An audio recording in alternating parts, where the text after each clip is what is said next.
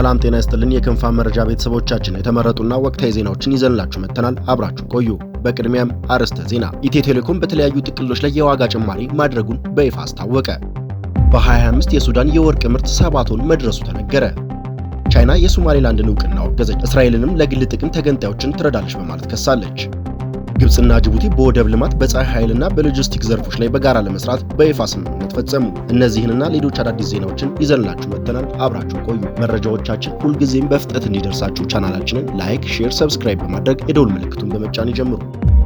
ኢትዮ ቴሌኮም በተለያዩ ጥቅሎች ላይ የዋጋ ጭማሪ ማድረጉን በይፋ አስታወቀ። እየታየ ያለው የማይክሮ ኢኮኖሚ ሁኔታዎች እንዲሁም በተለያዩ ምክንያቶች እየጨመረ ያለ የካፒታልና የሥራ ማስኬጃ ወጪዎችን ከግምት ውስጥ በማስገባት መጠነኛና የታሪፍ ማስተካከያ ተግባራዊ ማድረግ አስፈላጊ ሆኖ አግኝተነዋል ብሏል። ይህም ማስተካከያ ኩባንያችን ለደንበኞች የሚሰጠውን ሰፊ አገልግሎት ቀጣይነት ለማረጋገጥና መላው ሀገሪቱ እያካሄደ ያለውን የቴሌኮሙኒኬሽንና የዲጂታል መሰረተ ልማት ማስፋፋት በዘላቂነት ለማጠናከርና ወደፊት ለማራመድ ነው ብለዋል። ይህ ማስተካከያ ሲደረግ የደንበኞችን ተጠቃሚነት ለማረጋገጥ የሚከተሉት ነጥቦች ታሳቢ ተደርገዋል። የቴሌብር ልዩ ስጦታ በቴሌብር ጥቅል ሲገዙ የነበረው የ10% ቅናሽ ወደ 20% ከፍ እንዲልም ተደርጓል። ዋጋቸው ያልተቀየሩ ጥቅሎች በርካታ ደንበኞች የሚጠቀሟቸው 38 የተለያዩ ጥቅሎች ላይ ምንም አይነት የዋጋ ጭማሪም አልተደረገም ብሏል። ዲጂታልነትና አካታችነትን ለማጠቃለል ዝቅተኛ ገቢ ያላቸው የማህበረሰብ ክፍሎች የሚጠቀሙባቸውን የ1 ብር፣ የ2 ብር፣ የ5 ብርና የ1 ሰዓት ጥቅሎችን ባሉበት ይቀጥላሉ። ልዩ ጥቅል ለአካል ጉዳተኞች፣ ለተማሪዎችና ለመምህራን የተዘጋጀ ልዩ ጥቅሎች ላይ ምንም አይነት ተጨማሪ ዋጋ እንዳልተደረገም ተናግሯል። በህንፃዎችና በቤት ውስጥ የፀሐይ ኃይል መጠቀም አስገዳጅ የሚያደርግ ፖሊሲ እየተዘጋጀ መሆኑ ተነገረ። ኢትዮጵያ ያላትን የፀሐይ ኃይል በሙሉ አቅሟ ለመጠቀም የሚያስችል ተግባራዊ እየተከናወነ መሆኑን የውሃና ኢነርጂ ሚኒስቴር አስታወቀ።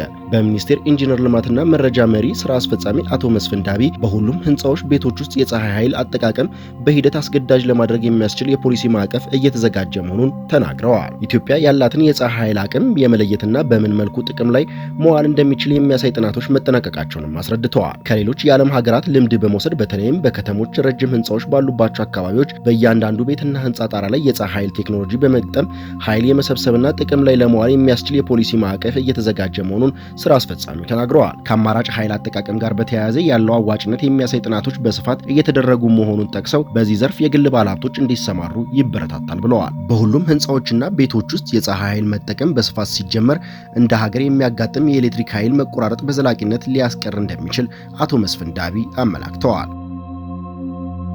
በሳውዲ አረቢያ በአስቸጋሪ ሁኔታ ውስጥ የነበሩ 14 ጨቅላ ህጻናትን ጨምሮ ከ2000 በላይ ኢትዮጵያውያን ወደ ሀገራቸው ተመለሱ። በሳውዲ አረቢያ በአስቸጋሪ ሁኔታ ውስጥ የነበሩ 2316 ኢትዮጵያውያን ባለፈው አንድ ሳምንት ውስጥ ወደ ሀገራቸው መመለሳቸውን የሴቶችና ማህበራዊ ጉዳይ ሚኒስቴር አስታወቀ። ዜጎቹ ወደ ሀገር ቤት የተመለሱት በሳምንት ውስጥ በተደረገ 11 ዙር በረራ ሲሆን ከተመላሾቹ 2216 ወንዶች፣ 131 ሴቶችና 14 ጨቅላ ህጻናት ይገኙበታል። በተጨማሪም 117 የሚሆኑ እድሜያቸው ከ18 ዓመት በታች የሆኑ ታዳጊዎች መሆናቸውን ሚኒስቴር መስሪያ ቤቱ መረጃም ያመለክታል። መስከረም 5 ቀን 2018 ዓ.ም በይፋ የተጀመረው ዜጎችን ከሳውዲ አረቢያ ወደ ሀገር ቤት የመመለስ ብሔራዊ ዘመቻ እስካሁን ድረስ 34537 ኢትዮጵያውያን ወደ ሀገር መመለሳቸውን ሚኒስቴሩ ገልጿል። መንግስት ከሚመለከታቸው ባለድርሻና አጋር አካላት ጋር በመቀናጀት ለተመላሽ ዜጎች በአየር ማረፊያ በማቆየት ማዕከላት ተገቢ ድጋፍና እንክብካቤ የማድረግና ከቤተሰብ ጋር የመቀላቀል ስራም በትኩረት እየሰራ እንደሚገኝም ገልጿል።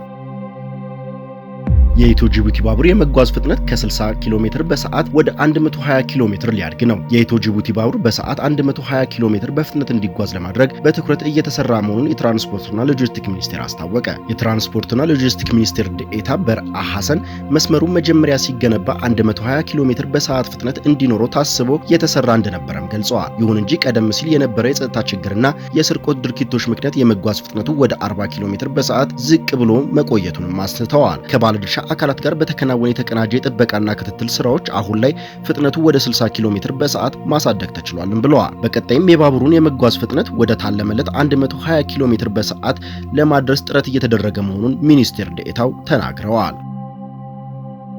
ግብጽና ጅቡቲ በወደብ ልማት፣ በፀሐይ ኃይልና በሎጂስቲክ ዘርፎች ላይ በጋራ ለመስራት በይፋ ስምምነት ተፈራረሙ። ግብጽ በጅቡቲና በኤርትራ ወደቦችን ለማልማት ፍላጎት ማሳየቷን ተከትሎ ከጅቡቲ መንግስት ጋር በታዳሽ ኃይል፣ በወደብ ልማትና በሎጂስቲክ ዘርፍ ላይ ትኩረት ያደረገ 3 የትብብር ስምምነቶች ተፈራረመች። ስምምነቱን የተፈራረሙት የግብጽ ኢንዱስትሪና የትራንስፖርት ሚኒስቴር የሆኑት ካሚል አልዋዚር ባለፈው ሳምንት ቅዳሜ ታህሳስ 18 ቀን 2018 ዓ.ም ወደ ጅቡቲ ባደረጉት የይፋ የስራ ጉብኝት ወቅት መሆኑን የጅቡቲ ወደቦችና የነጻ ንግድ ቀጠና ባለስልጣን አስታወቀ። በፊርማ ስነ ስርዓቱ ላይ የጅቡቲ የመሰረተ ልማትና የትራንስፖርት ሚኒስቴር ሐሰን ሁመድ፣ በግብጽ የጅቡቲ አምባሳደር አህመድ አሊ ባህሬንና በጅቡቲ የግብጽ አምባሳደር አብዱራህማን ፋራህ ሀጣር ተገኝተውበታል። ከፊርማ ስነ ስርዓቱ አስቀድሞ የሚኒስቴሮች ልዑክ ቡድን በዳራ ላይ ኮንቴነር ተርሚናል፣ ለሶላር ፓርክ ግንባታ የተዘጋጀ ቦታና ለግብጽ ምርቶች ኤክስፖርትና ማቀነባበሪያ በተለየ የሎጂስቲክ ቀጠና ላይ የመስክ ምልከታም አድርገዋል። ከተፈራረሙት ስምምነቶች መካከል የአልስዊድን የኤሌክትሪክና የደራሌ ኮንቴነር ተርሚናል መካከል የተደረገ ስምምነት ይገኝበታል። ይህም የደራሌ ለሚገኝ ተርሚናል ኃይል ብቻ አቅርቦት የሚሰጥ ታስቦ የሚገነባ ባለ 23 ሜጋዋት የሶላር ኃይል ማመንጫ ፕሮጀክትን ያካትታል። ሁለተኛው ስምምነት በግሬት ሆርን ኢንቨስትመንት ሆልዲንግ እና በግብጽ የባህርና የየብስ ትራንስፖርት ሆልዲንግ ኩባንያ መካከል የተደረገ አዲስ የኮንቴነር ተርሚናል ለማልማት የሚያስችል የመግባቢያ ሰነድ ነው። ሶስተኛው ስምምነት ደግሞ በነጻ የንግድ ቀጠና ውስጥ ለግብጽ ምርቶች ማቀነባበሪያና ኤክስፖርት የሚውል የሎጂስቲክ ቀጠና ለማልማት የተደረገ የመሬት ክራይ ስምምነት ሲሆን ፕሮጀክቱም የስራ ዕድል ይፈጥራል ተብሎ ይጠበቃል። እነዚህ ስምምነቶች የተከናወኑት ግብጽ በኤርትራና በጅቡቲ ስትራቴጂካዊ የባህር ወደቦችን ለማልማት መስማማቷን የሚገልጽ ዘገባዎች ይፋ ከተደረጉ በኋላ ነው። ይህ ውዝግብ በቀጠናው የናይል ወንዝ ውዝግብ ሳቢያ ወደብ አልባ በሆነችው ኢትዮጵያ ላይ ጫና ለመጨመር እንደታለመ በሰፊው ይታመናል። ከኤርትራና ከጅቡቲ ጋር የምትዋሰነው ኢትዮጵያ ለሸቀጦች ልውውጥ በከፍተኛ ሁኔታ በድራ ላይ ወደብ ላይ ጥገኛ በመሆኗ ጎረቤት ሀገር በቀይ ባህር ላይ ወታደራዊ ወይም ግዛት እንዲኖራቸው የሚያደርጉ ጥረት ስትቃወም ቆይታለች። በሪፖርቱ መሰረት ከኤርትራ ጋር የተደረገው ስምምነት የተጠናቀቀው ፕሬዝዳንት ኢሳያስ አፈወርቂ በጥቅምት ወር መጨረሻ ወደ ካይሮ ጉብኝት ባደረጉበት ወቅት ሲሆን የጅቡቲ ስምምነት ደግሞ የግብጽና የጅቡቲ ከፍተኛ ባለስልጣናት በተናጠል በተደረገ ድርድር ተከናውኗል። ግብጽ ከኤርትራና ከጅቡቲ ጋር ያደረገችው ስምምነቶች የግብጽ የጦር መርከቦች፣ ሰርጓጅ መርከቦች፣ ወታደሮችና ሄሊኮፕተሮች በሁለቱ ወደቦች ላይ ነዳጅ እንዲሞሉና አቅርቦት እንዲያገኙ የሚያስችል የመሰረተ ልማት ማሻሻያዎችን ያካትታል። ከጅቡቲ ጋር የተደረገው ስምምነት ወደ ደራ ላይ የሚደረግ መንገድ መስመሮችን ለማሻሻል የሚያስችል ሲሆን ይህም የኢትዮጵያ ወደብ ላይ ያለው ጥገኝነት የበለጠ ያጠናክረዋል። ከጅቡቲ ጋር የተደረገው ስምምነት ወደ ደራ ላይ የሚገኘው የመንገድ መስመሮችን ለማሻሻል የሚያስችል ሲሆን ይህም የኢትዮጵያ ወደቡ ላይ ያላትን ጥገኝነት የበለጠ ያጠናክረዋል።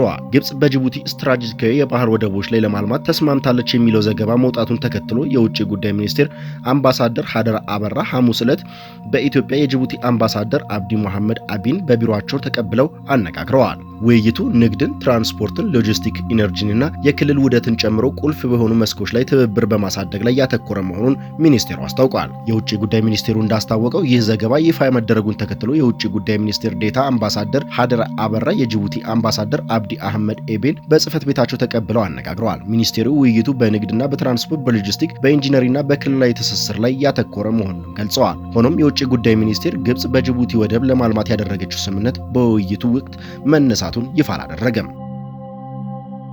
ቻይና የሶማሌላንድን እውቅና አወገዘች። እስራኤልንም ለግል ጥቅም ተገንጣዮችን ትረዳለች በማለት ከሳለች። የቻይና የውጭ ጉዳይ ሚኒስቴር ዛሬ ባወጣው መግለጫ ቤጂንግ የሶማሌ ግዛትን አንድነት ለመከፋፈል የሚደረግ ማንኛውም ሙከራ እንደምትቃወም አሳወቀች። ሚኒስቴሩ ቻይና ለምስራቅ አፍሪካዊቷ ሀገር ሉዓላዊነት፣ አንድነትና የግዛት ታማኝነት ያላትን ድጋፍም አረጋግጧል። የሚኒስቴሩ ቃል አቀባይ ሊጂያን ለመገናኛ ብዙሃን በሰጡት መደበኛ መግለጫ ማንኛውም ሀገር ለራሳቸው የግል ጥቅም ሲሉ የሌላ ሀገር የውስጥ ተገንጣይ ኃይሎችን ማበረታታት ወይም መርዳት የለባቸውም ብለዋል። ቃል አቀባዩ የሶማሌላንድ ባለስልጣናት የመገንጠል እንቅስቃሴና ከውጭ ኃይሎች ጋር የሚያደርጉት ትብብር እንዲያቆሙም ጥሪ አቅርበዋል። እስራኤል ባለፈው አርብ ራሷን የቻለች ሀገር እንደሆነች ያወጀችው የሶማሌላንድ ሪፐብሊክ ሉዓላዊነትና ገለልተኛ ሀገር በይፋ እውቅና በመስጠት የመጀመሪያው ሀገር ሆናለች። በ2025 የሱዳን የወርቅ ምርት 7 ቶን መድረሱ ተነገረ። ሊጠናቀቅ ቀናቶች በቀሩት የጎርጎሮሳውያኑ 2025 የሱዳን የወርቅ ምርት 7 ቶን መድረሱን የሱዳን ማዕድን ሚኒስቴር አስታወቀ። ይህም ከዕቅዱ አንጻር 13 በመቶ ብልጫ አለው ተብሏል። የሚኒስቴር መስሪያ ቤቱ ተጠሪ የሆነው የሱዳን የማዕድን ሀብት ኩባንያ ባወጣው መግለጫ በማዕድን ዘርፍ በዚህ ዓመት 1.087 ትሪሊዮን የሱዳን ፓውንድ ወይም በግምት 1.8 ቢሊዮን የአሜሪካን ዶላር የመንግስት ገቢ መገኘቱን አስታውቋል። የማዕድን ሚኒስቴሩ ኑር አዳይም ጣሃ በ2026 የላቀ ጥረት እንዲደረግ ጥሪ ያቀረቡ ሲሆን አዳዲስ ብሔራዊ ፕሮጀክቶች በማዕድኑ ዘርፍ የልማት እቅድ ውስጥ እንዲካተቱ መመሪያ መስጠታቸውም ተጠቁመዋል። የሱዳን የውጭ ምንዛሬ ለማግኘት በዋነኛነት የምትመሰረተው ወደ ውጭ በምትልከው ወርቅ ላይ ነው። የሀገሪቱ የወርቅ ምርት እንደ አውሮፓውያን አቆጣጠር ከ2017 እስከ 2022 ከፍተኛ ደረጃ ላይም ደርሶ ነበር። የሱዳን ማዕከላዊ ባንክ ስታቲስቲክስ እንደሚያሳየው በ2022 ወርቅ ከነዳጅ ውጪ ካሉ የሀገር ምርቶች ቀዳሚ የኤክስፖርት ድርሻ የያዘ ሲሆን ይህም ከጠቅላላው 4.357 ቢሊዮን ዶላር ገቢ ውስጥ 2.2 ቢሊዮን ዶላር በማስገኘት ከነዳጅ ውጪ ካሉ ምርቶች የ46.3 በመቶ ድርሻ ነበረው። ይሁን እንጂ እንደ አውሮፓውያን አቆጣጠር በ2023 ጦርነቱ ከተቀሰቀሰ ከ5 ወራት በኋላ የወርቅ ምርት ወደ 2 ቶን ዝቅ ብሎ ነበር። ከዚያም በ2024 በከፍተኛ ሁኔታ በማደግ 64 ቶን መድረሱን ዥንዋ በዘገባው አመላክቷል። ከጎርጎሮሳውያኑ ሚያዝያ 2023 አጋማሽ ጀምሮ በሱዳንና በሱዳን ፈጥኖ ድራሽ ኃይሎች መካከል በተቀሰቀሰው ውጊያ ሳቢያ ሱዳን ደም አፋሳሽ ግጭት ውስጥ ትገኛለች። ይህም በ10 ሺዎች የሚቆጠሩ ሰዎች ለህልፈት የዳረገ ሲሆን በሚሊዮኖች ደግሞ ወደ ጎረቤት ሀገር እንዲሰደዱ ምክንያትም ሆነዋል። ከአይኤስ ተዋጊዎች ጋር በተፈጠረ ግጭት 7 የቱርኪያ ፖሊሶች ተጎዱ። የቱርኪያ ፖሊሶች የአይኤስ ተዋጊ ናቸው ከተባሉ ኃይሎች ጋር ተኩስ ከፍተው 7 ፖሊሶች መቁሰላቸውን የሀገር ውስጥ መገናኛ ብዙሃን ዘግበዋል። የቱርኩ ቲአርቲ እንደዘገበው እሁድ ዕለት የተኩስ ልውውጥ በተደረገበት ወቅት የሎቫል ግዛት የአልማሊክ መንደር ውስጥ በሚገኝ መኖሪያ ቤት ውስጥ ፖሊስ ወረራ አድርገዋል። መኮንኖቹ ከባድ ጉዳት እንዳልደረሰባቸው ብሮድካስቱም ዘግበዋል። በአቅራቢያ የሚገኝ የቡርሳ ግዛት ልዩ ኃይሎች በአካባቢው ቀጣይነት ያለው የጸጥታ እርምጃ ጨምሮ ድጋፍ ለመስጠት ዘመቻቸውን ተቀላቅለዋል። የአካባቢው ነዋሪዎችና ተሽከርካሪዎች በታለመበት ቤት ዙሪያ ወደ አካባቢው እንዳይገቡ አልተፈቀደላቸውም ሲል ቲአርቲ ዘግቧል። የሎቫል ጠቅላይ ግዛት ደግሞ አቅራቢያው ባሉ 5 ትምህርት ቤቶች ላይ ትምህርት አግዷል። ሐሙስ ዕለት የቱርክ ባለስልጣናት በ124 ቦታዎች ላይ ወረራ ማድረጋቸውና በ115 የአይኤስ ተጠርጣሪዎች መያዛቸውን ተናግረዋል። ፖሊስ በገና ሰሞን በተለይም በቱርኪ ውስጥ በዓሉን በሚያከብሩ ሰዎች ላይ ጥቃት ለማድረስ እቅድ ማውጣታቸውን መረጃዎች ደርሶታል ሲል የኢስታንቡል ዋና አቃቤ ሕግ ቢሮም ገልጿል።